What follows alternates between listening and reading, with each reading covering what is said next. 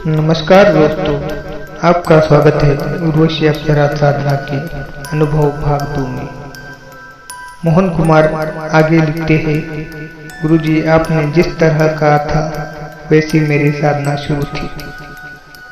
मुझे साधना में अनुभव आ रहे थे।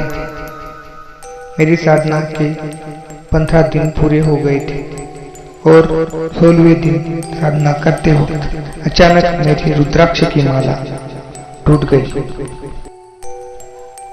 मैंने 20 माला उर्वशी मंत्र का जाप पूर्ण कर लिया था। 21वीं माला का जाप करते करते माला टूट गई।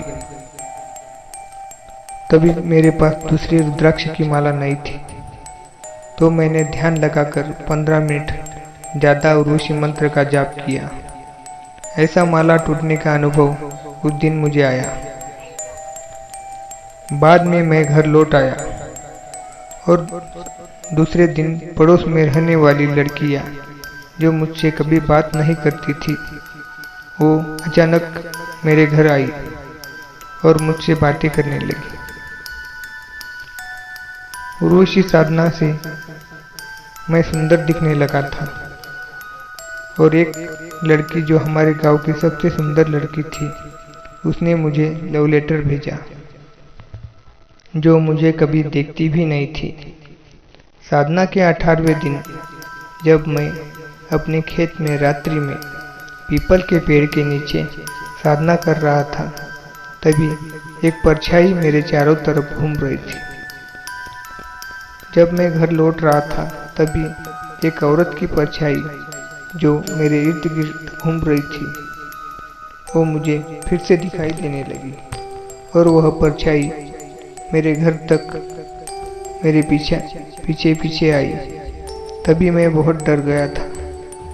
उसके अगले दिन साधना करते वक्त मुझे घुंघरू पहनकर नाचने की आवाज़ें आने लगी और एकदम बंद हो गई।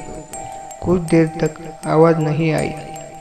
थोड़ी देर बाद मधुर गाने की आवाज़ आने लगी। जब मेरी 21 माला जाप समाप्त हो गया, तब वह आवाज़ आना बंद हो गई। फिर मैं घर लौट आया। फिर मैं घर आकर सो गया। सोते ही मुझे ऐसा एहसास हुआ कि मेरे पास कोई सोया है। तो मैंने आंखें खोलकर देखा तो मुझे कुछ नज़र नहीं आया।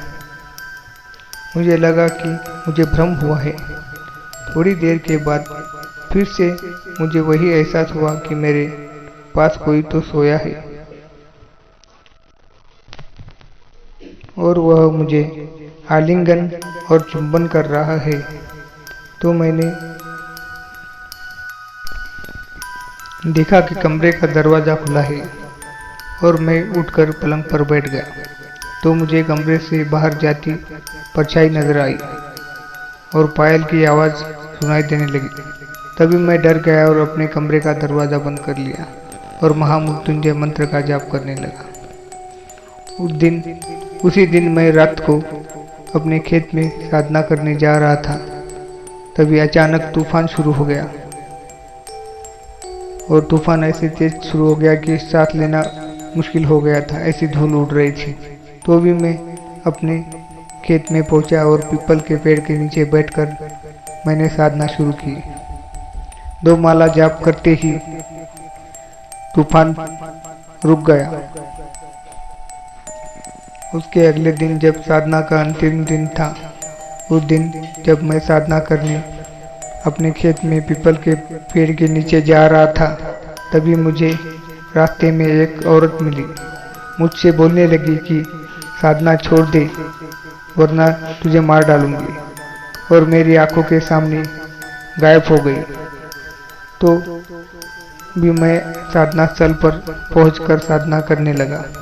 उस समय मैं बहुत डर गया था, मगर मुझे गुरुजी आपकी बातें याद आ गई और मैंने साधना शुरू की। तब भी मंत्र जप करते वक्त मुझे सुगंधित खुशबू और कोमल स्पर्श का एहसास होने लगा। ऐसा स्पर्श होने लगा तो मेरा मन बहकने लग गया था, तो भी मैंने ध्यान लगाकर साधना शुरू कर दी। अचानक मौसम बदल गया और तूफान और बारिश शुरू हो गई। बहुत तेज बारिश होने लगी। 1 मिनट भी बैठना मुश्किल हो गया। तभी मैंने सोचा कि जब तक अप्सरा प्रकट नहीं होगी तब तक पूरी रात मंत्र का जाप करना पड़ेगा, तो मैं करूंगा। तभी बारिश एकदम रुक गई और पेड़ के ऊपर से अचानक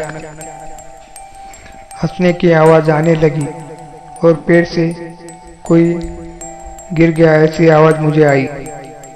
और 2 औरतें मुझसे कहने लगी कि अभी यहाँ से भाग जाओ, नहीं तो तुझे मार डालूंगी। उस समय मैंने निर्भय होकर अपनी साधना शुरू रखी। वो औरत बार बार मार डालूंगी कह रही थी और अचानक गायब हो गई। सुबह 3:30 बजे उर्वशी अप्सरा एकदम प्रकट हो गई और उसने मुझे कहा कि अगर तुम 6 माह तक मेरी साधना इसी तरह करोगे तो मैं प्रत्यक्ष रूप में तुम्हारे साथ रहूंगी, और मुझे वरदान मांगने के लिए कहा। गुरुजी, आपसे मेरी विनती है कि आप मेरा पता गुप्त रखिए। दोस्तों, ये था इनकी उर्वशी अप्सरा साधना का अनुभव। मैं आपके लिए मनोरमा अप्सरा साधना की प्राचीन विधि अगले वीडियो में बताऊंगा। मेरा वीडियो अगर आपको अच्छा लगा हो तो लाइक करें, शेयर करें, सब्सक्राइब करें। धन्यवाद।